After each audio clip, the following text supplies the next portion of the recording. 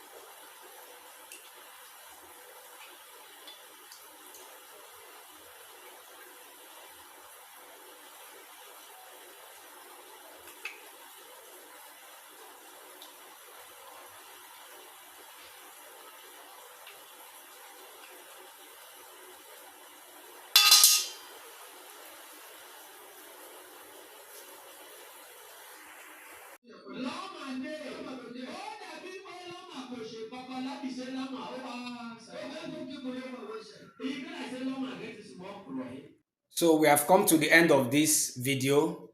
I hope you enjoyed and I got value from what you have, the time you have spent watching it.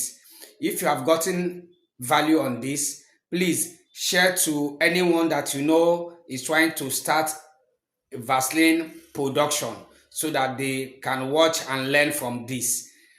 Also, I am open for training and consultations.